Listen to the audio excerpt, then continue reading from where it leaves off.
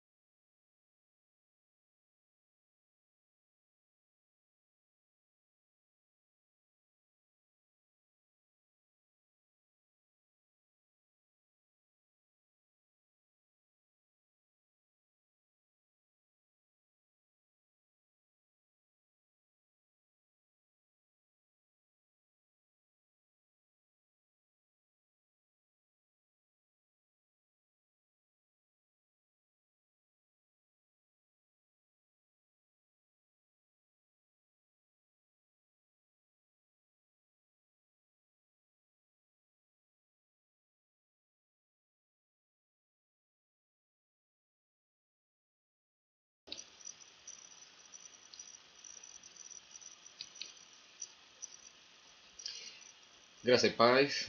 É bom estar mais uma vez aqui reunidos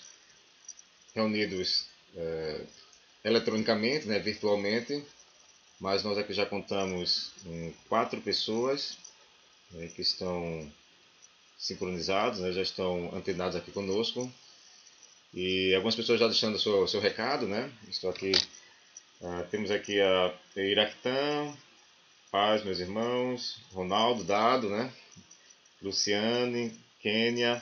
Que bom que já tem esse grupo conectado. Daqui a pouco vai conectar mais pessoas. E estamos para, mais uma vez, estudar a Escritura Sagrada, a Bíblia Sagrada, né, que é o nosso grande a fonte, né, da revelação de Deus, da palavra de Deus, da mensagem de Deus. Assim nós vamos orar nesse momento. Vamos orar, depois a gente canta, te louva o Senhor. Mas vamos entrar na presença de Deus em oração nesta hora. Amado Pai, queremos te louvar, queremos te engrandecer pela graça que tu nos dás diariamente, apesar de todas essas dificuldades que temos vivido nesses dias, notícias que não são nada agradáveis, ó Deus, e notícias recentes indicando que a coisa deverá ainda ter um retrocesso. Tudo isso, Senhor, deixa o nosso coração tanto aflito, preocupado com as vidas das pessoas que adoecem, preocupado com a situação financeira das empresas, com os trabalhadores que estão desempregados. Tudo isso nos preocupa, Senhor, que é uma situação realmente dramática. Mas nesse momento queremos colocar tudo isso em Tuas mãos, porque a nossa esperança está em Ti que nós ansiamos, e sabemos que em Ti sempre há esperança. Sempre podemos esperar algo melhor, podemos esperar algo bom. Pois toda boa dádiva e todo dom perfeito provém de Ti, Senhor. Queremos nessa hora pedir que Tu venhas trazer tranquilidade aos corações, aqueles que estão ligados online nessa transmissão, ou aqueles que vão assistir posteriormente. Traz a Tua paz aos nossos corações, a todos nós, que repousemos, ó Deus, sentindo segurança em Ti, Senhor. Então que toda aflição, toda inquietação seja desfeita e no lugar dela haja paz, haja segurança, haja conforto em Ti, ó Deus. Também quero colocar especialmente aquelas pessoas que estão particularmente aflitas, assustadas, tristes. Sabemos que isso tem impactado emocionalmente mais algumas pessoas do que outras. Então essas, ó Deus, que estão especialmente impactadas, essas que estão especialmente abatidas, assustadas, tristes, talvez até em pânico, talvez até tomando medicação. Ó Deus, especialmente por elas nós oramos, por essas vidas, por essas pessoas, para que o Teu bálsamo e a Tua presença, ó Deus, sejam transformadores nesse estado emocional. Traz cura emocional aos corações e às vidas. Oramos, ó Deus, em nome de Jesus. Oramos, ó Pai, pelas pessoas idosas que são mais suscetíveis à doença. Ó Deus, traz proteção, sobretudo aos nossos familiares que são idosos, as pessoas que têm imunidade, Senhor, fragilizada. Também oramos por essas vidas. Oramos por aqueles que têm outras comorbidades, como hipertensão, Senhor, estão mais sujeitos à doença. Oramos por aquelas que estão grávidas, ó Pai, para que não haja nenhuma complicação, tudo vá bem no restante da gestação e no parto, ó Deus. Ó Senhor, queremos colocar diante de todas essas vidas. Oramos pelos profissionais de saúde, que, ó Deus, estejas protegendo cada um deles, ó Deus. Protege cada um deles. Também queremos, ó Pai, colocar este estudo em Tuas mãos. Estamos aqui diante de Ti, cada um no seu cantinho, Senhor, cada um na sua casa, cada um com seu equipamento, assistindo, acompanhando, Deus. Então, vem visitar-nos, Senhor, nesse momento, para que esse momento de estudo da Tua Palavra seja um momento enriquecedor, edificador, Senhor, para todos nós. Colocamos-nos humildemente diante de Ti, sabendo que só Tu, Senhor, és o provedor do conhecimento da Tua Escritura. Ó Deus, só Tu podes nos fazer iluminar para mergulharmos na Tua Palavra. Então é nessa confiança, nessa esperança que nós nos jogamos em Tuas mãos, em Teus braços, para que Tu venhas nos fazer desvendar a Tua Sagrada Escritura. Fala-nos, Senhor, nesse momento. Te pedimos em nome de Jesus. Amém. Amém. Amém. mas algumas pessoas chegaram também. Várias pessoas. Está aqui Valdir, Ademir, Patrícia, Ademir meu sogro, né? Patrícia Elias, Rogério. Que bom que está todo mundo aqui. Vamos cantar o Senhor, né, nesse momento. A gente é bom louvar a Deus, né? Temos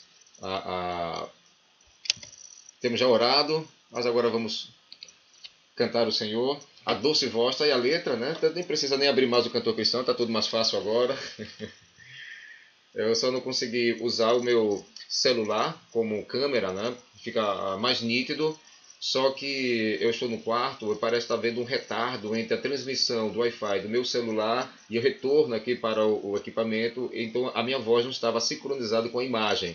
Então eu desisti de usar hoje e vamos tentar corrigir para domingo. E assim estou usando a câmera do próprio notebook, que tem uma qualidade um pouco inferior, pois eu não estou tão bonito quanto antes, né? Mas vamos louvar a Deus. A voz do Senhor é o que nós queremos ver, a voz do Senhor é o que nós queremos ouvir, melhor dizendo, né? Se vamos ouvir nesta noite, mas primeiro vamos dizer que Ele tem uma doce voz.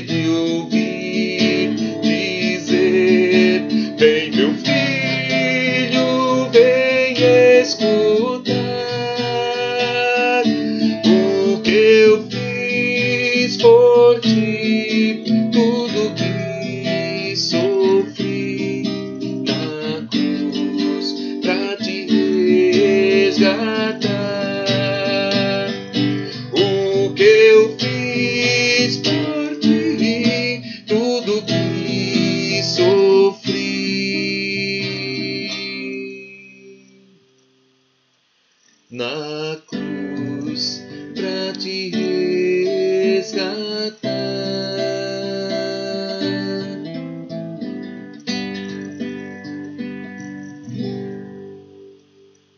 Amém, né? Glória a Deus, glória a Deus. Ouviu o que Cristo tem para nós? Tudo que Ele fez na cruz para nos resgatar. Não há nada tão maravilhoso para a gente, não há nada tão espetacular quanto ouvir a voz do Senhor, né? E o Senhor tem sido grandioso, tem sido bondoso conosco, né? E estamos aqui para ouvir a voz de Deus novamente. Assim, vamos abrir as Escrituras. Vamos abrir no primeiro livro, né, dos Reis, capítulo 19. Primeiro livro dos Reis, capítulo 19. A gente vai ler um texto da Palavra de Deus. É o texto que se refere ao chamado, né, ao chamado do profeta Eliseu. Então vamos lá. É a única passagem sobre o profeta Eliseu que não está no segundo livro dos Reis. Está no primeiro, vamos dar uma olhadinha lá. Então, primeiro livro dos Reis, capítulo 19.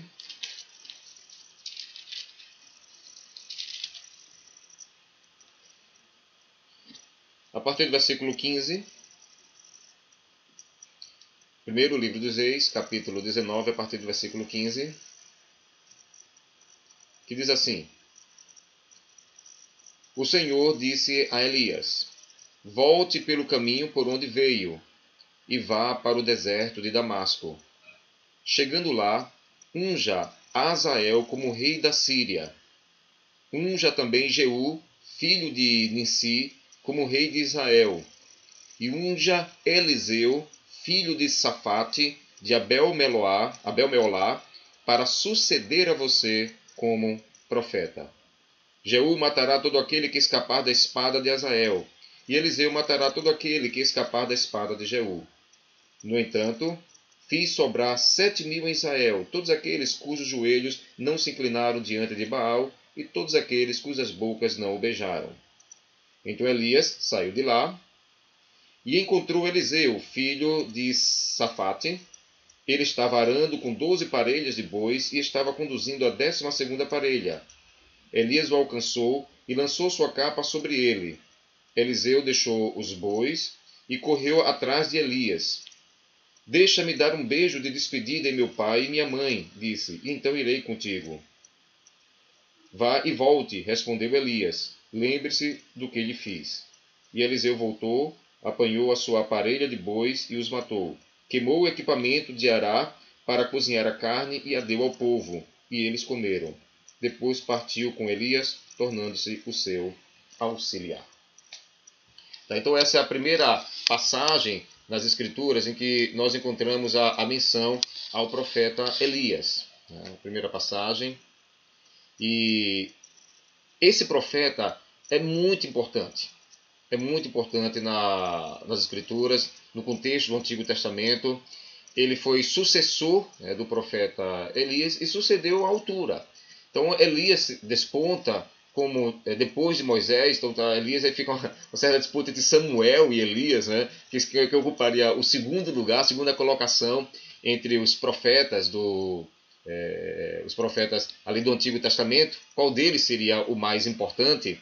E realmente, depois desses dois, né, depois desses três, na verdade, é Moisés, Elias e Samuel, ou Moisés, Samuel e Elias, então Eliseu viria logo em seguida, como esse grande profeta, não tanto pelo material escrito, claro, material produzido, tá, Moisés em primeiro lugar, e depois teríamos outros profetas, como Isaías, Ezequiel e tal, mas pela importância que eles tiveram dentro da conjuntura, dentro da história, né, de Israel, o papel de liderança que eles exerceram, o papel de influência junto aos reis.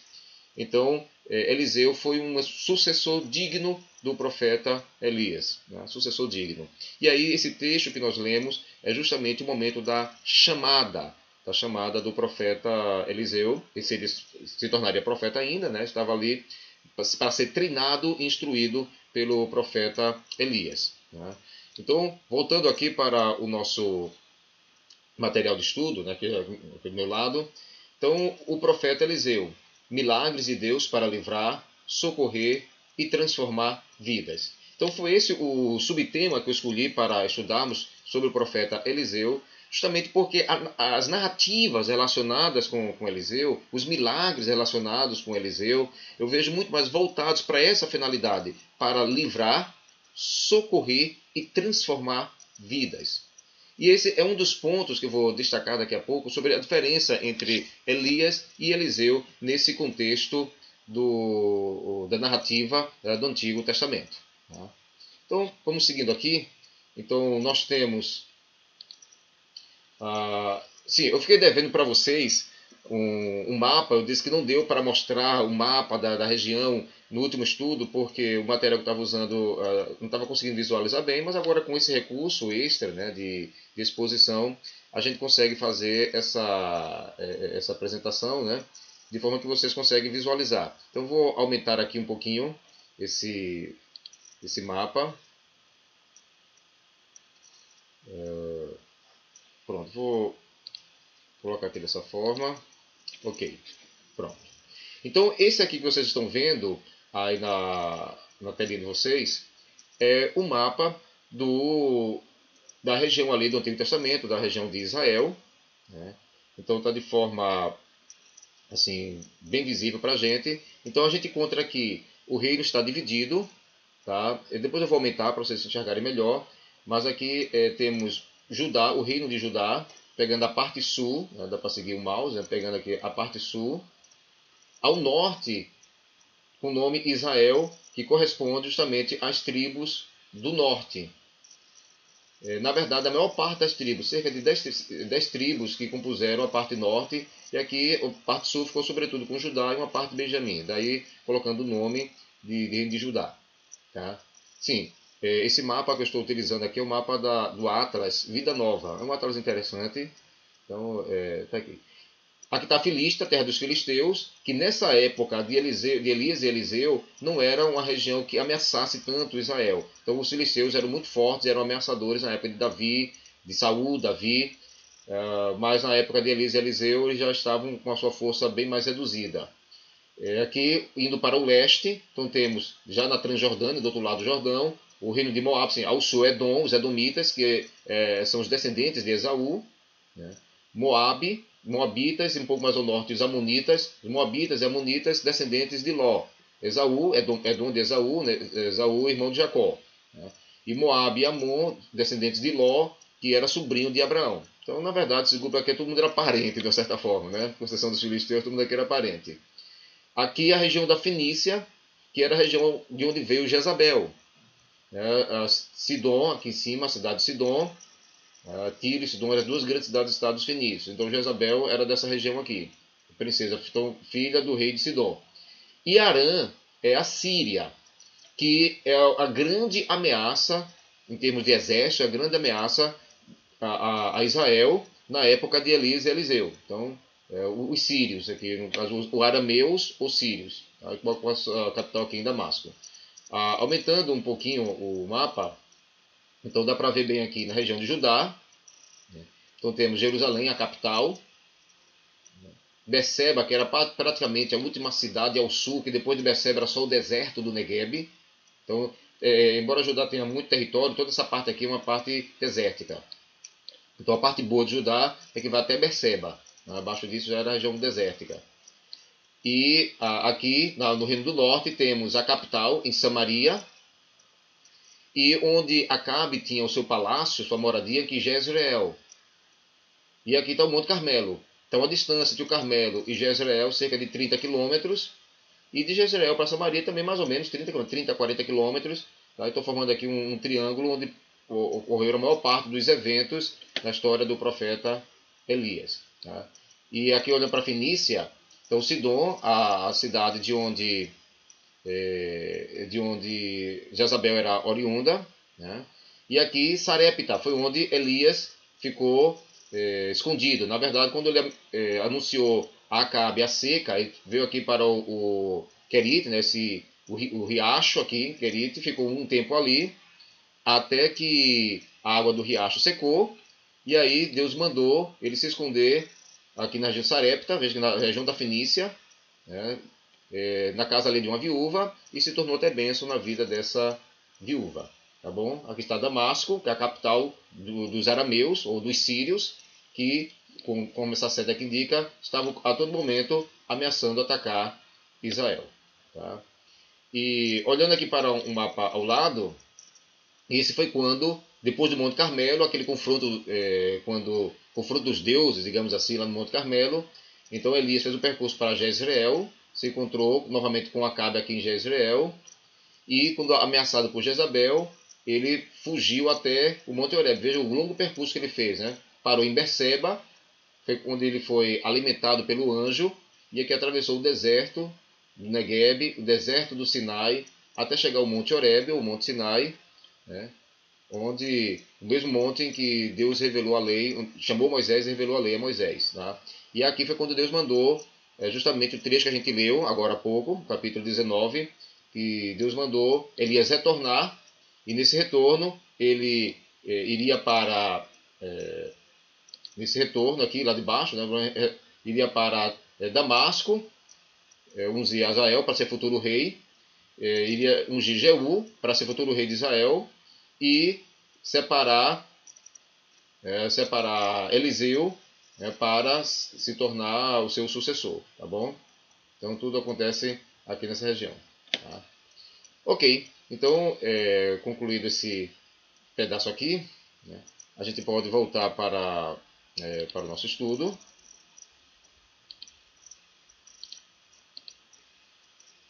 Pronto. Estamos aqui de volta, ok? Pronto. Então, algumas coisas que são interessantes, que são pertinentes e são importantes para a gente possa entender acerca do profeta Elias, tá bom?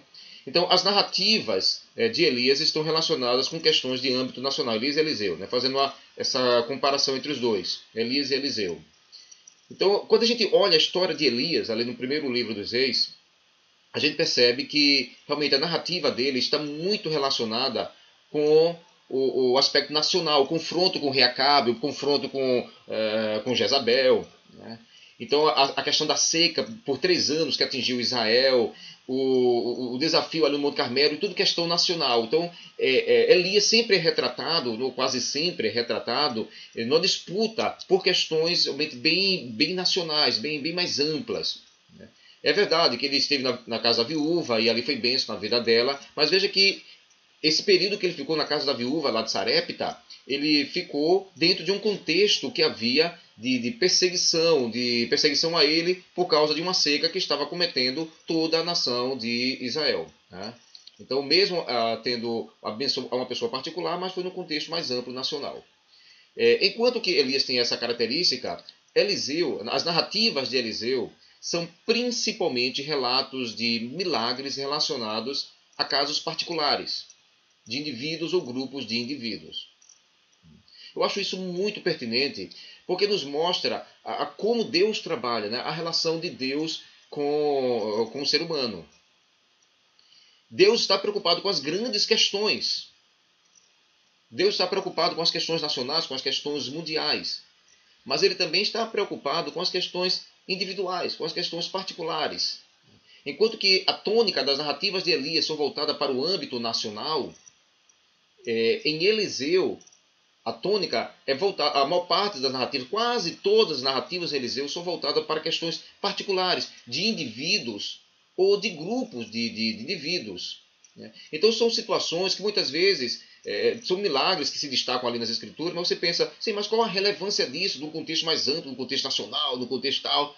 Então, aparentemente tem pouca relevância nesse contexto mais macro, mais amplo, mas eram questões de extrema relevância para o indivíduo, para aquela pessoa, ou para aquele grupo de pessoas. A gente vai notar isso bastante com Eliseu, tá? Enquanto que em Elias, o poder de Deus é manifesto em grandes acontecimentos, como mencionei, em Eliseu o poder é manifesto no cuidado e na atenção às necessidades pessoais. No cuidado e na atenção às necessidades pessoais. Então Deus, como diz o profeta Isaías, Deus é o Altíssimo que habita no alto e santo lugar acima de tudo, mas também aquele que habita no coração do contrito e do abatido. Né? Deus cuida e se preocupa das questões grandiosas, macro, mas também cuida e se preocupa das questões pequeninas. E tanto uma coisa como a outra são igualmente importantes para o nosso Deus. Né? Glória a Deus. Sim, a qualquer momento que vocês tiverem alguma pergunta, quiserem fazer algum comentário, podem fazer. Né? A gente acompanha aqui pelo chat, né? Acompanhando. E só registrando aqui a presença de Socorro Torres, Eliude, minha sogra chegou, Isabela também chegou, Isabela Carina, Luiz Carlos, Marlene, Rosemary, então foi as pessoas que eu ainda não havia mencionado, Lucilene, então, a paz do Senhor para todos. Né? Então vamos avançar. Então vamos ver episódios da vida de Eliseu. A quantidade de episódios na vida de Eliseu é até maior, né, do que os episódios na vida de Elias. E aí a gente precisa fazer a seguinte observação no que se refere a esses episódios. Veja que eu estou tirando aqui o episódio do chamado que a gente fez aqui. Então os episódios já seguintes a partir do ministério do profeta Eliseu.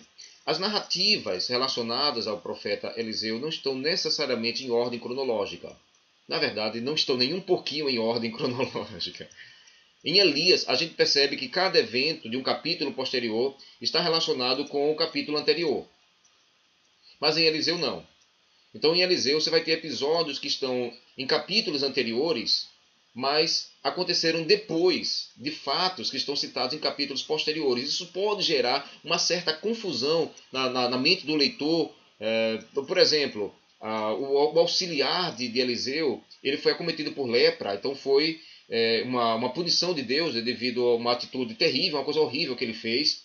Então Deus o puniu com lepra. Então a punição do auxiliar de Eliseu com lepra acontece ali no capítulo 5 do segundo livro dos Reis. E a gente vai encontrar esse mesmo homem, esse mesmo auxiliar, lá no capítulo 8, conversando com o rei. Então a gente percebe que essa situação da lepra dele foi depois, mas está bem antes, né, na narrativa bíblica. Por que isso? Então a gente percebe que não houve uma preocupação por parte do escritor de registrar todos os eventos do profeta Eliseu em uma ordem rigorosamente cronológica. Não houve essa preocupação. Que não é uma coisa de estranhar. Na verdade, o escritor ele juntou essas narrativas do profeta Eliseu em um bloco, mostrando os milagres do profeta Eliseu, os milagres que Deus fez através do profeta Eliseu. Foi um estilo muito parecido com o que Mateus utilizou para fazer o seu evangelho. Lucas teve uma preocupação cronológica, muito cronológica, Lucas teve, mas Mateus nem tanto. Então, Mateus junta por blocos, né, como o Sermão do Monte é uma coletânea de mensagens que Jesus transmitiu em várias ocasiões, ele junta tudo ali naquele sermão que Jesus transmitiu no monte. E depois a gente vê as parábolas, no capítulo 13, então ele juntou várias parábolas que Jesus falou em um único capítulo, ali 13, ou vários milagres de Jesus em um único bloco. Entende? Então Mateus utilizou essa técnica de escrita. É uma técnica, né? É a escolha do escritor fazer aquilo dali. Então o escritor do segundo livro dos Reis fez a mesma técnica no que se refere a Eliseu. Então juntou várias narrativas, vários milagres de Eliseu, mas sem essa preocupação cronológica em dizer qual milagre veio antes, qual milagre veio depois. Tá bom? Então é importante frisar isso sobre Eliseu. Então a gente encontra o ministério de Eliseu começa justamente no momento da transladação de Elias. Ali que vai começar o ministério de Eliseu. Então, Eliseu acompanha Elias. Elias vai para o outro lado do Jordão. O Rio Jordão é aberto, né? Elias enrola a sua capa e bate com a sua capa no Rio Jordão. O Rio Jordão se abre, né?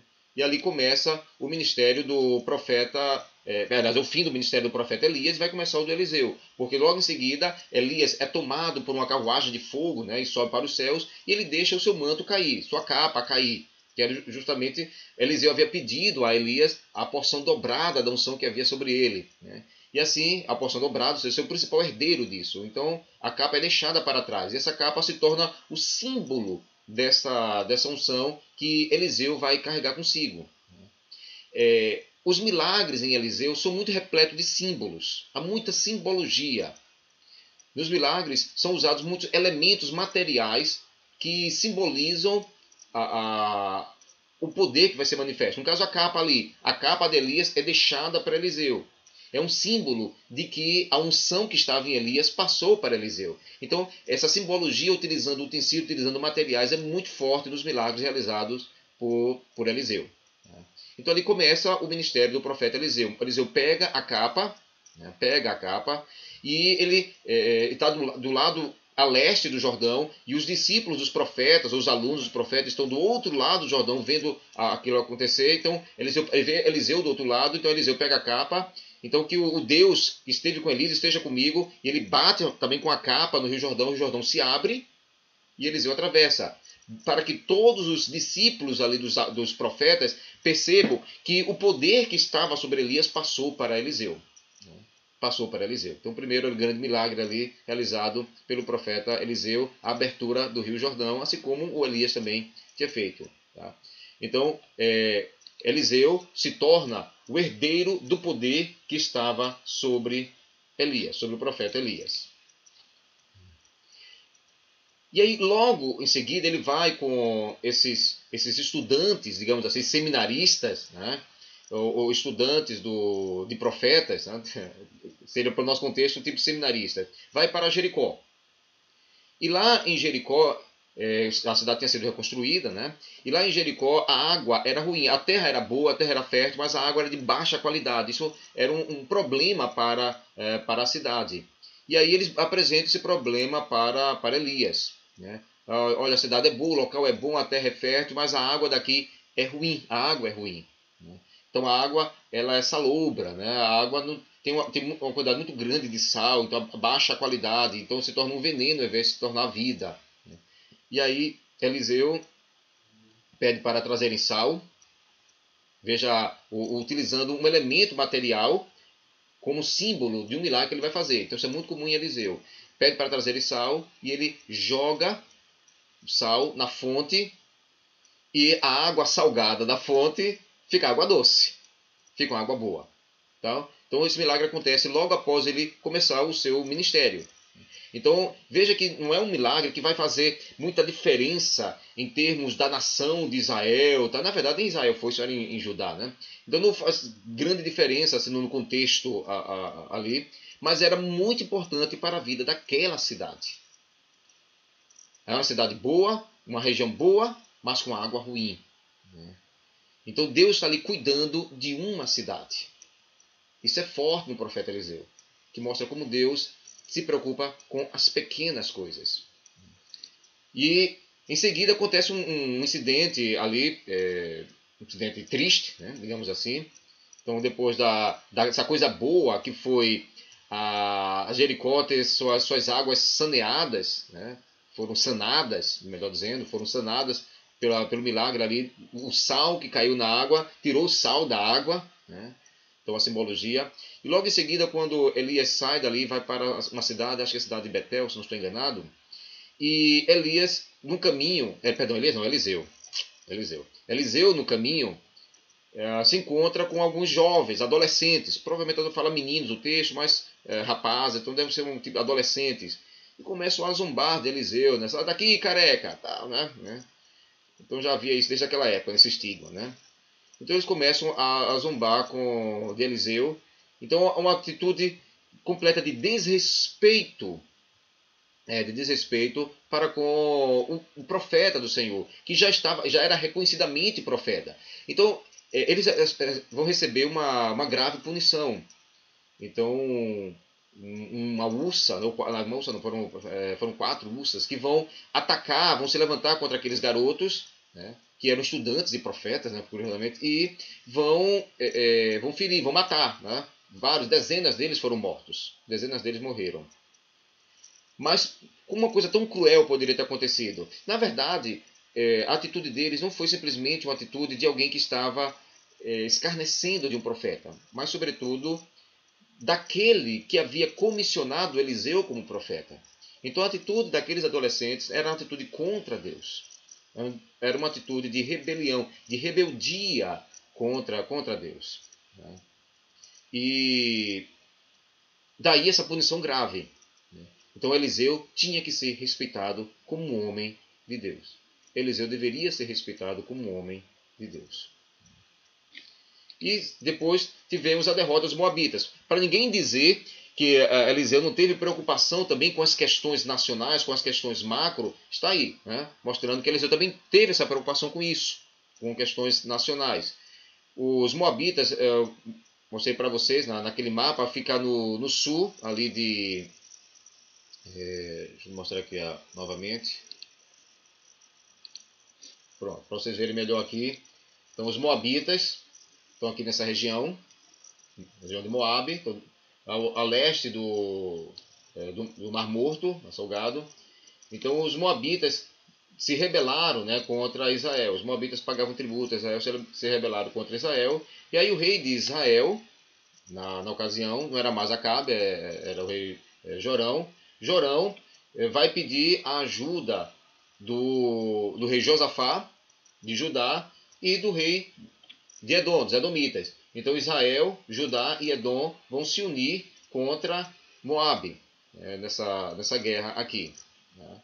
Então foi algo que foi, digamos assim, iniciado por Jorão, iniciativa para fazer com que novamente o reino voltasse, o Moab voltasse a estar debaixo da autoridade de Israel. Então houve essa tríplice aliança entre esses três reis, Israel, Judá e Edom contra Moabe. E aí Josafá era um homem temente a Deus. Josafá era o rei de Judá. Josafá era um homem temente a Deus. Então ele tinha essa característica de ser um homem temente a Deus. E Josafá queria uma confirmação de Deus, estava disposto a apoiar Jorão nessa empreitada contra os moabitas, mas Josafá queria ter essa confirmação de que Deus estava nesse negócio. Então eles vão atrás do profeta Eliseu. Jorão vai conversar com Eliseu, e só que Eliseu não dá atenção para Jorão. É porque você veio conversar comigo, né? Então, só que aí a presença de Josafá faz toda a diferença. É quando Eliseu vai dizer aqui as palavras, né? Se não fosse por Josafá, eu não lhe daria atenção.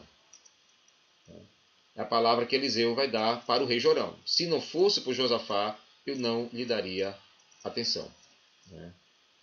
Então, Eliseu tinha preocupação com questões realmente nacionais também, embora essa não seja a tônica do seu ministério. E ele vai dizer ali da parte de Deus que essa tríplice aliança vai ser vencedora contra os moabitas, e como de fato viria a acontecer. Veio acontecer. Bom. E aí vem um episódio marcante, que é o episódio do azeite da viúva. Vou pedir para vocês abrirem o segundo livro dos Reis, capítulo 4. Segundo Reis 4. Vamos dar uma olhadinha lá.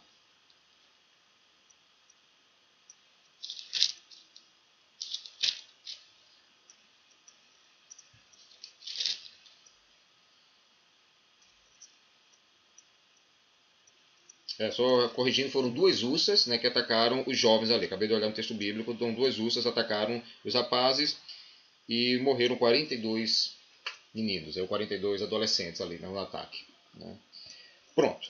Então, o milagre do azeite, aqui no capítulo 4 do segundo livro dos Reis, em que diz assim o texto sagrado. Certo dia, a mulher de um dos discípulos dos profetas foi falar a Eliseu: Teu servo, meu marido, morreu. E tu sabes que ele temia o Senhor. Mas agora veio um credor que está querendo levar meus 2 filhos como escravos. Eliseu perguntou-lhe: Como posso ajudá-la? Diga-me o que você tem em casa. Diga-me o que você tem em casa. E ela respondeu: Tua serva não tem nada além de uma vasilha de azeite. Então disse Eliseu: Vá pedir emprestadas vasilhas a todos os vizinhos, mas peça muitas. Depois entre em casa com seus filhos e feche a porta. Derrame aquele azeite em cada vasilha e vá separando as que você for enchendo. Foi a orientação de Eliseu. Depois disso, ela foi embora, fechou-se em casa com seus filhos e começou a encher as vasilhas que eles lhes traziam. Quando todas as vasilhas estavam cheias, ela disse a um dos filhos: Traga-me mais uma. Mas ele respondeu: Já acabaram. Então o azeite parou de correr. Ela foi e contou tudo ao homem de Deus, que lhe disse: Vá, venda o azeite e pague suas dívidas, e você e seus filhos ainda poderão viver do que sobrar. Essas narrativas relacionadas ao profeta Eliseu são narrativas, podemos dizer assim, são narrativas independentes, que elas não têm um vínculo necessário com a narrativa anterior, com a narrativa posterior. Então, cada uma dessas narrativas, ela por si só tem seu início e seu final. E poderíamos basear todo um estudo sobre qualquer uma delas, porque elas têm profundidade. Então, na verdade, não estou trabalhando com profundidade em uma dessas narrativas, só uma ou outra que eu vou destacar um pouco mais. Aí essa é uma delas.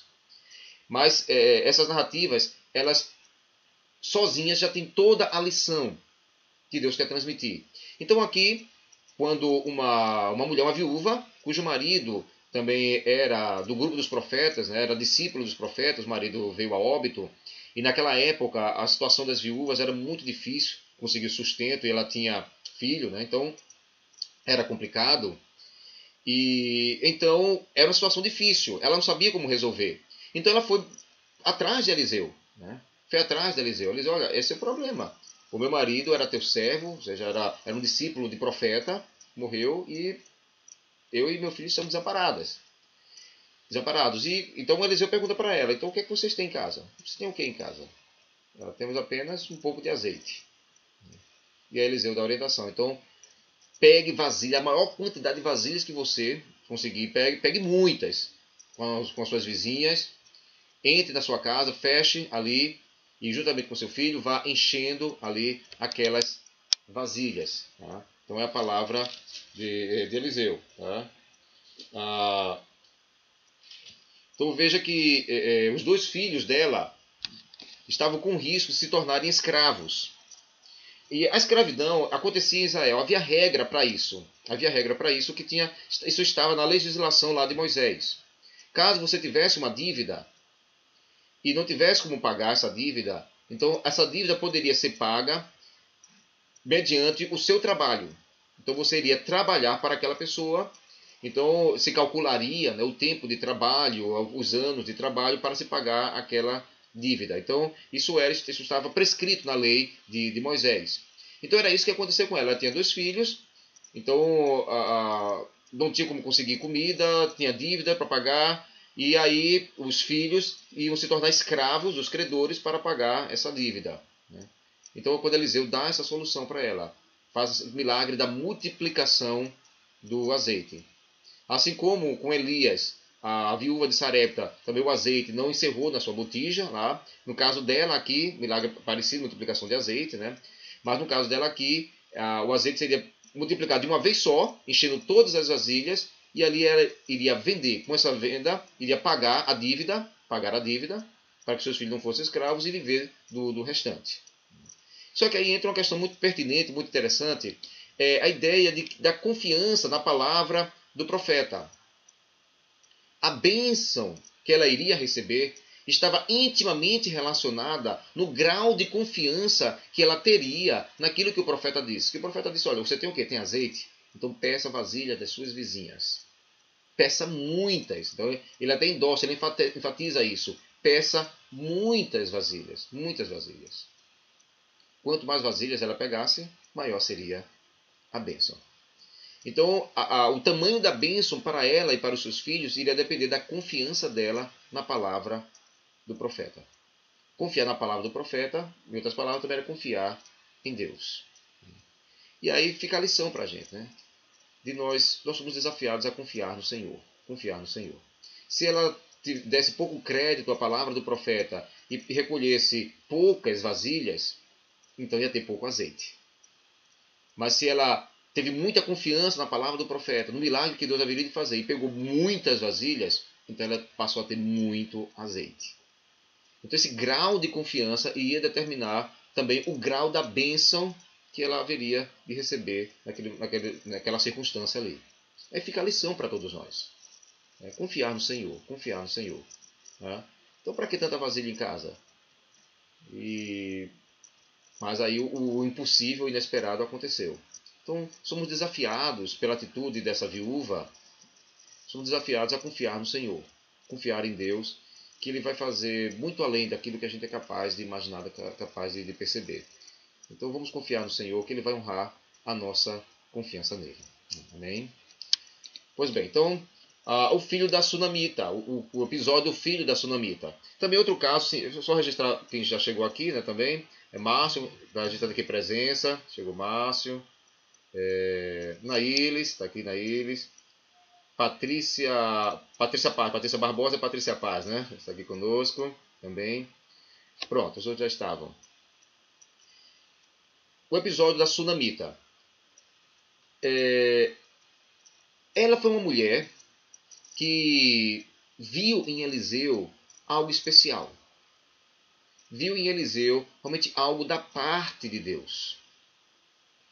Então, quando Eliseu estava passando ali na cidade em que ela morava, então ela foi oferecer hospedagem para Eliseu, oferecer comida para Eliseu.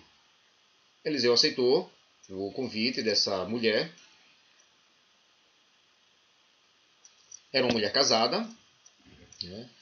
Então não tinha nada a ver com esse outro aspecto, né? Então era um convite sincero, um convite honesto, sem segundas intenções, né? Então ela queria simplesmente ajudar o profeta de Deus. Então ele foi com ela e desde aquele dia, toda vez que ele passava por aquela cidade, então ele se hospedava, se alimentava na casa dessa mulher, né? Juntamente com o marido dela. E aconteceu que ela teve uma ideia. Pensou o seguinte, olha, falou para o marido, olha, Eliseu sempre está aqui conosco quando ele passa essa cidade. Era uma mulher rica, vale lembrar, era uma mulher rica, muitas posses. Então ela dá a ideia para o seu marido, vamos construir um quarto para Eliseu. Um ambiente para que ele possa ficar hospedado quando passar por aqui, com o mobiliário necessário, que ele esteja confortável, seja um local que ele possa ter descanso, que ele possa se alimentar bem e continuar a sua viagem. E assim foi. Então, ela construiu, o seu marido, né, o marido dela, construíram um quarto ali, um anexo na casa para Eliseu. E aí Eliseu ficou comovido, né, com tanta bondade por parte daquela mulher, né, por parte daquela mulher, da Sunamita, mulher de Sunem, cidade de Sunem. E, na verdade, a atitude dela demonstra uma atitude de amor por Deus. A bondade dela por Eliseu, na verdade, ela queria ser bondosa com Deus. Né? Se é assim que a gente pode dizer a expressão.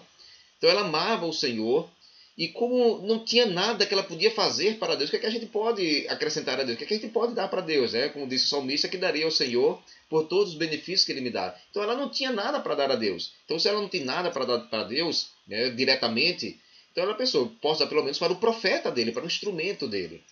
Então essa atitude da Sunamita, essa bondade da Sunamita para com Eliseu, era uma demonstração do amor dela, era uma manifestação do amor dela para com o Senhor. Né? E aí Eliseu percebe isso e vai perguntar, vai querer saber dela, né, o que ele pode fazer por ela. Né? E aí pergunta a ela, não, eu não quero nada, eu não preciso de nada. E aí só que Eliseu é informado de que ela não tem filhos, era ainda jovem, mas o marido dela já era uma certa idade, eles não tinham filhos. Então Eliseu percebe, então esse é o ponto que eu vou abençoar, né, que ela pode ser abençoada.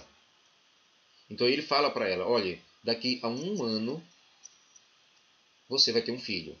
Ela ainda retruca dizendo, não faça isso comigo, né? Não me encha de esperanças, né?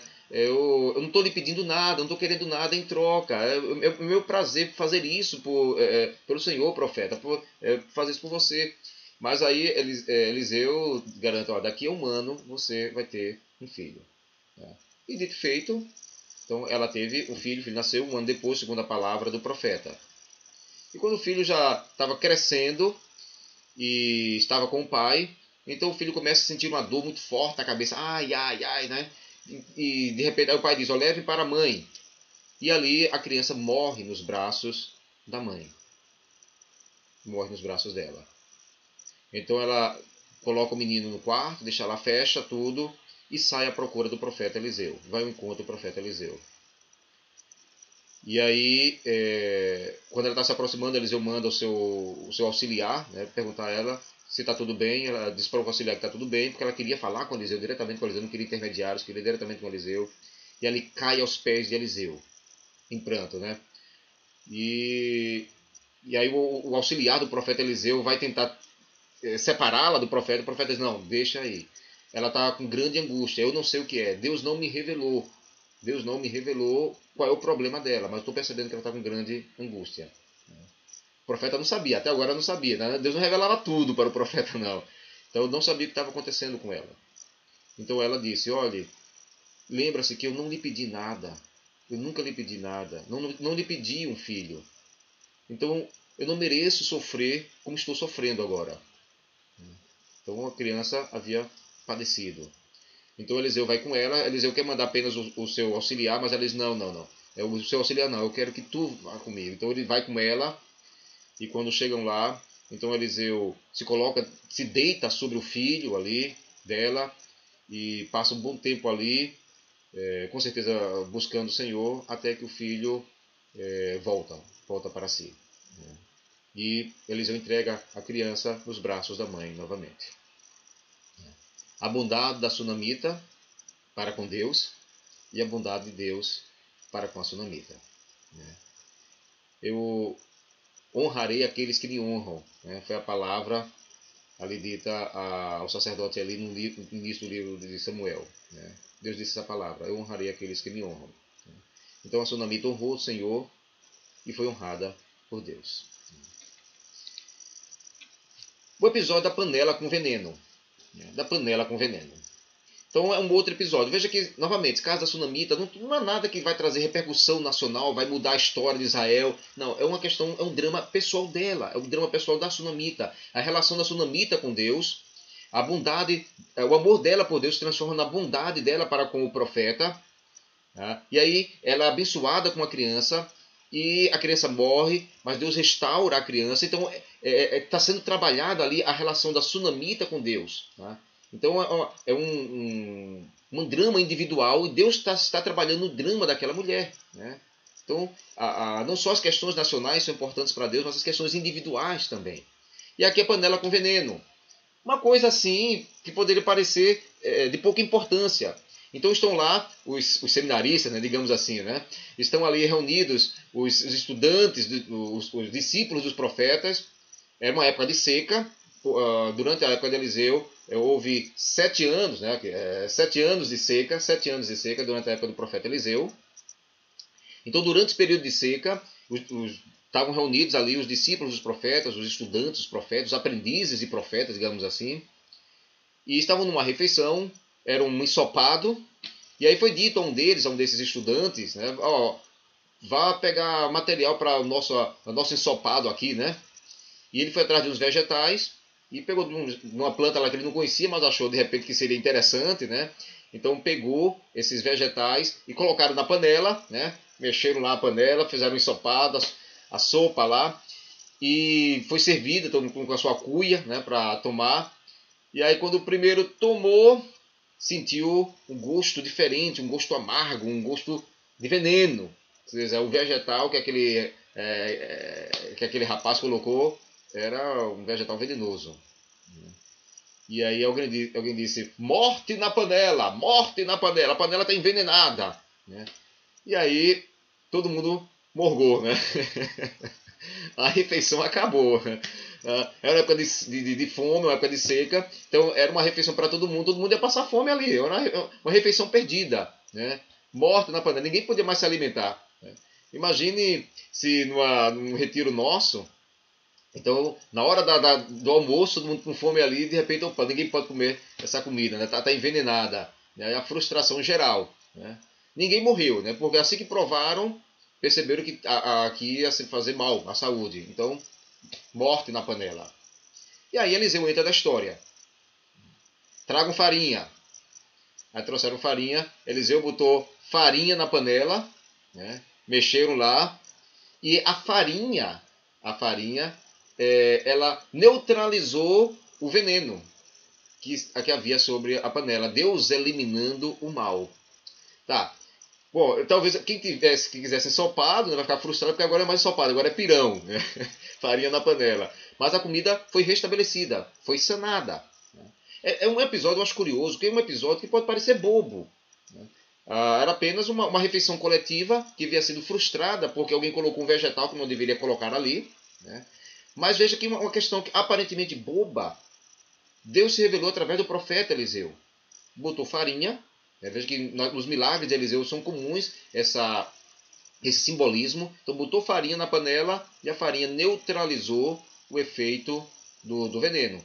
Né? O ensopado virou pirão, mas todo mundo comeu e encheu a barriga. Eu retirei aqui como de lição, Deus eliminando o mal. Deus eliminando o mal. Produzindo o bem onde estava mal. Algo que estava perdido, a comida estava perdida, a comida estava estragada, mas Deus restaurou. Fez essa comida uma coisa boa. E a multiplicação dos pães.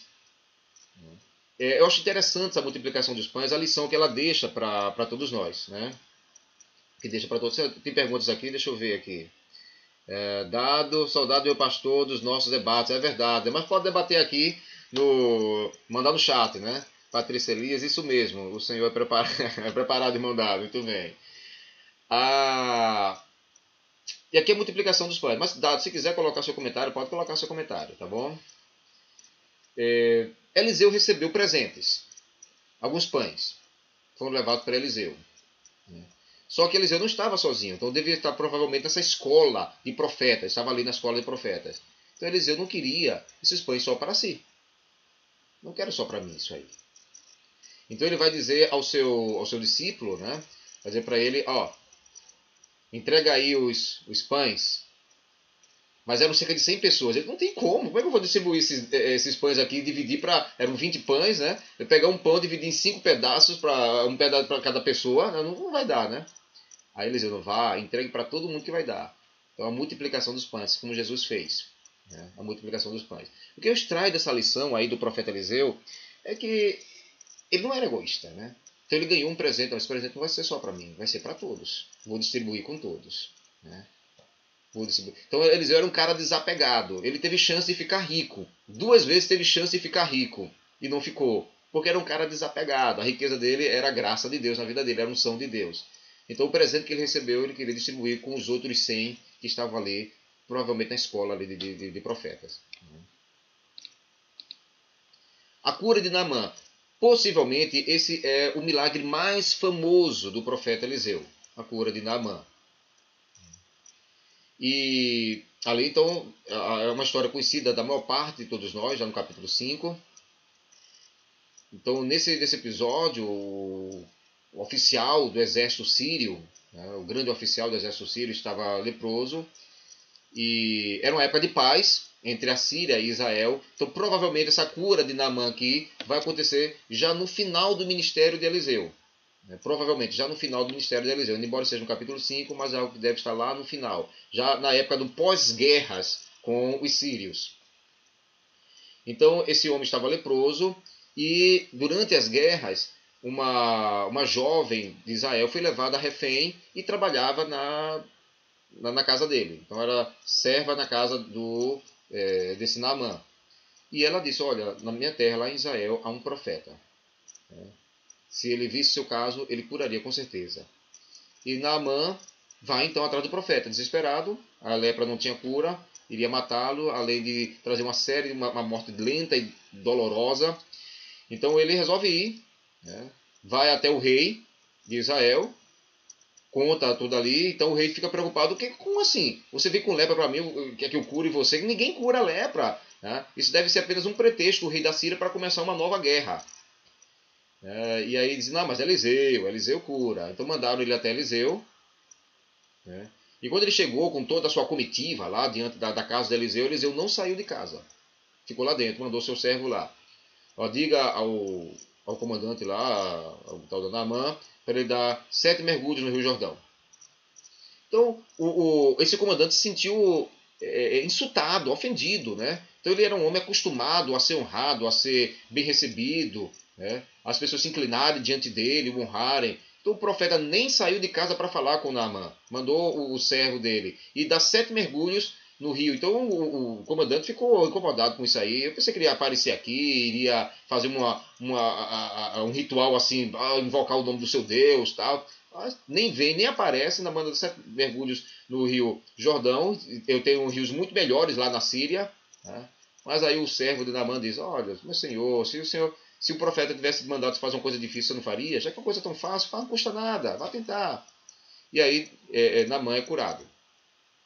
E quando ele é curado, ele retorna para o profeta Eliseu.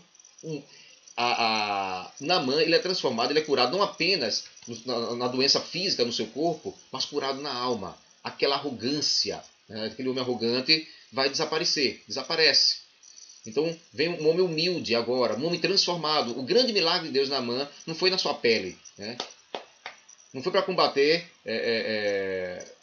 a bactéria, o bacilo de Hansen, mas foi na sua alma, para tirar a altivez, a arrogância. Ela retorna agora um homem humilde, né? Um homem humilde. E vai dizer para eles: agora eu sei realmente que só Yahvé, só Jeová é Deus. E somente a ele eu vou adorar. Vou acompanhar o rei, quando o rei for adorar o Deus lá da Síria, mas a minha adoração vai ser exclusivamente para Jeová, né? Yahvé. Ele quis presentear, e Eliseu rejeitou o presente, né? O que de graça recebesse, de graça darás, né? Então não se pode negociar a graça de Deus, a unção de Deus, a bênção de Deus. Ninguém tem direito de fazer isso. Então Eliseu sabia muito bem disso. Então vai em paz. Ele seguiu o seu caminho, mas aí a gente conhece a história de que o Geazi, né, o auxiliar de Eliseu, ficou com o olho grande, né, no dinheiro, na riqueza que Naamã ofereceu.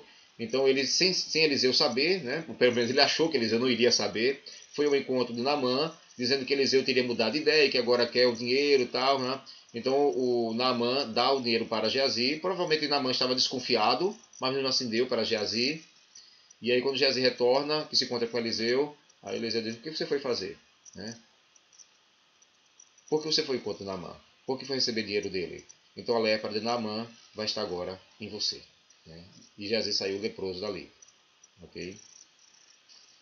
Pronto, então esse provavelmente é o milagre mais conhecido de Eliseu. A gente vai terminar em alguns minutos aqui. E é um episódio, assim, o machado flutuante. Eu quero destacar esse milagre porque mostra a preocupação de Deus nas pequenas coisas da nossa vida. A gente pode achar que Deus não olha para mim, Deus não vai dar atenção para isso. Deus dá atenção sim. Tá? Então estão lá os estudantes, os seminaristas, os estudantes profetas vão construir um local maior, porque o salão que eles se reúnem está pequeno, está muito apertado, querem construir um salão maior, né, que nem a gente, que é uma igreja mais ampla, né, para se reunir. E aí eles vão cortar madeira, cortar árvores, né, pegar madeira para construir esse salão, né, para eles se reunirem. E ali cada um foi fazer a sua cooperação. E um deles não tinha ferramentas, pegou um machado emprestado. E quando estava lá, cortando a lenha, de repente o ferro do machado saltou do cabo, né, e caiu no Rio Jordão. Estavam construindo as margens do Rio Jordão. Caiu lá no Rio Jordão. E então estava lá, né, cortando, então foi parar nas margens do Rio Jordão, o ferro. E aí aquele homem disse: eita, e agora? Esse machado era emprestado. Né? A gente pode achar que logo machado, que bobagem é essa? Né? Mas a gente deve lembrar também que o contexto é diferente. Era mais difícil conseguir essas ferramentas. O ferro era mais difícil do que é hoje. Então o machado devia ser um item caro, um item de difícil aquisição. Então era muito ferro ali. Então o Eliseu entra na história. Mas mesmo assim, mesmo sendo um item caro, era apenas um machado. Era apenas um machado. Mas Deus se preocupa com essas coisas bobas da gente, né? Era um bem material, mas se preocupa. Ele pegou emprestado, tem que devolver, ia ser muito chato não conseguir devolver. Então Eliseu pega uma madeira, joga no rio, onde o machado tinha afundado, e a madeira flutuando faz o machado flutuar, né? O ferro do machado flutuar. Então, sempre esses milagres com um simbolismo associado. Então, assim como a madeira flutua, esse machado vai flutuar. O homem foi lá e pegou o machado. Então, eu destaquei esse machado flutuante para mostrar justamente essa preocupação de Deus, essa atenção de Deus às pequenas coisas. Às pequenas coisas. Então, a cegueira do exército arameu é um episódio que conta que Eliseu estava recebendo revelações de Deus e contando para o rei de Israel as estratégias de ataque do rei da Síria.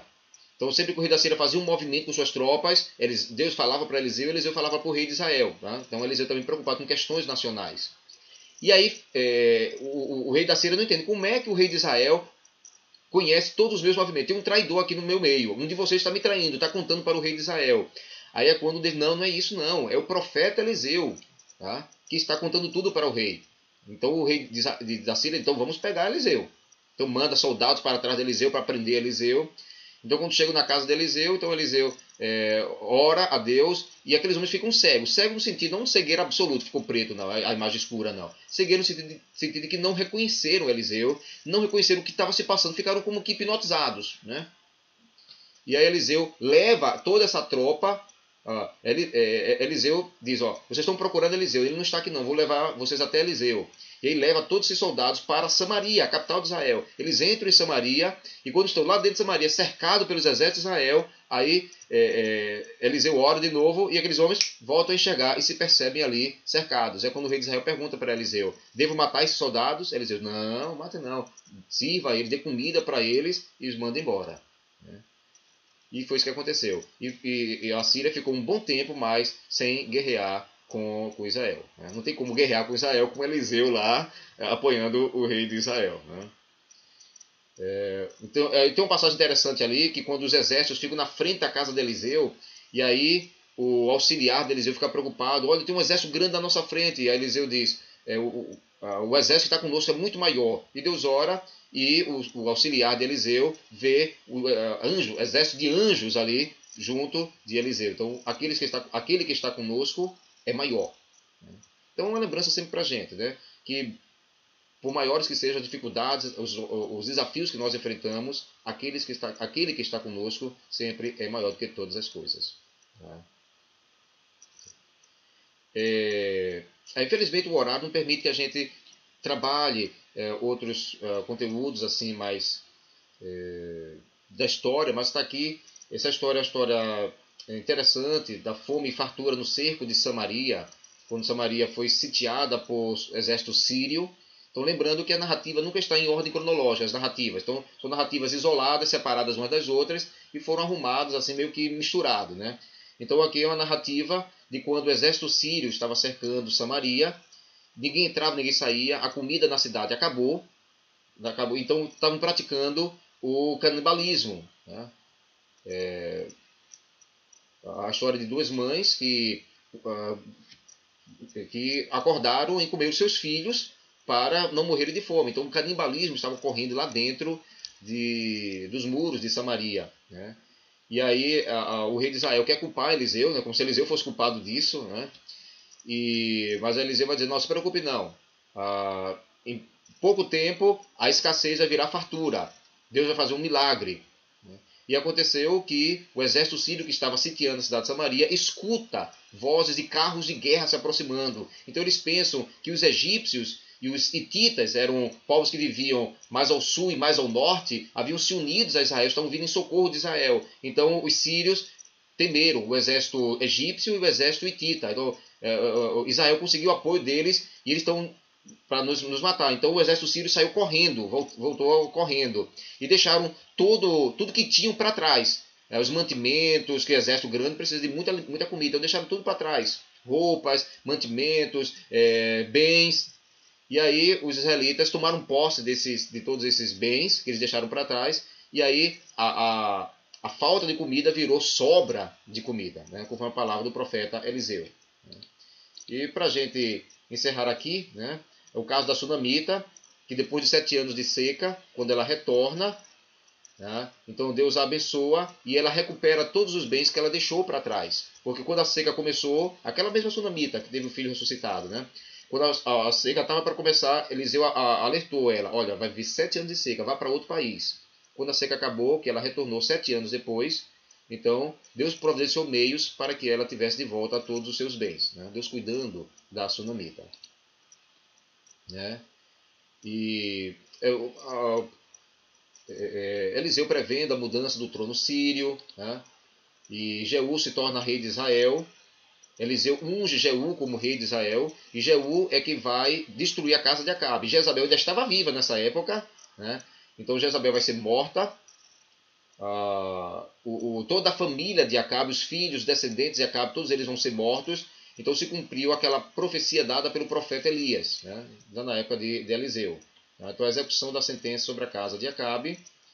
E já no finalzinho da vida de Eliseu, Eliseu prevê vitória total sobre os sírios, que de fato aconteceu. Foi o último legado de Eliseu, foi prever a derrota total dos sírios, e Eliseu morre, e depois de morto e enterrado, quando vão enterrar um outro homem na mesma sepultura que estava Eliseu, quando esse morto toca nos ossos de Eliseu, esse homem ressuscita. Né? Então até uma ressurreição póstuma, mostrando como Deus era com Eliseu. Tá? Então até aqui a história de Eliseu são várias narrativas. Então, como eu disse, cada uma dessas narrativas ela é independente e tem uma lição importante para a gente, uma lição valiosa para nós. Então, faça a leitura, veja que as narrativas de Eliseu estão sobretudo do capítulo 2 até o capítulo 9, do segundo livro dos Reis, de 2 a 9, e depois dá um pulo para o capítulo 13. Então são as narrativas ali de Eliseu. Então, cada uma dessas narrativas, Deus está trabalhando. E Deus está valorizando, sobretudo, o indivíduo. Enquanto que em Elias, Deus está trabalhando a nível macro, nacional, trabalhando na grande história, em Eliseu, Deus trabalha, sobretudo, nas pequenas histórias. Nas histórias das pessoas, dos seres humanos, de seus dramas individuais, das suas preocupações, nos seus medos, nas suas perdas. Dessas pequenas na minha história, na sua história. Então Deus que trabalha na grande história, também trabalha na minha história, trabalha na sua história. Então eu acho que essa é a grande lição que a vida de Eliseu deixa para todos nós. Então que Deus te abençoe. Já tem mais de 1 hora de estudo, 1 hora e 10 minutos de estudo. Então que Deus te abençoe. Vamos orar, encerrando aqui o nosso estudo de hoje. E na próxima semana a gente vai estudar o profeta Jonas. Jonas é um dos meus profetas prediletos para trabalhar. Para a gente trabalhar. Então vamos orar. Querido Deus, queremos te louvar porque neste momento tivemos a oportunidade de ler e estudar a tua palavra e ela nos ensina, Senhor, ela nos fala. Assim, Senhor, que as lições que nós extraímos hoje desses vários episódios da vida de Eliseu venham nos estimular a nós lermos a palavra e aprendermos o que tu tens para nós ali. E que também fique guardado em nosso coração como lição para a nossa vida. Assim fica conosco, ser com cada pessoa que está aqui acompanhando e aquelas que vão ver posteriormente, Senhor, ser com cada um de nós e que tu cumpras a tua vontade em nossas vidas. Assim te oramos, em nome de Jesus. Amém. Amém. Tá? Então, glória a Deus, né? E assim estamos encerrando o estudo de hoje e você fica conosco para a próxima quinta-feira, estudo bíblico, para acompanhar sobre o livro, sobre a vida, a história e a lição que nos deixa o profeta Jonas. Né? Então que Deus te abençoe, meu irmão.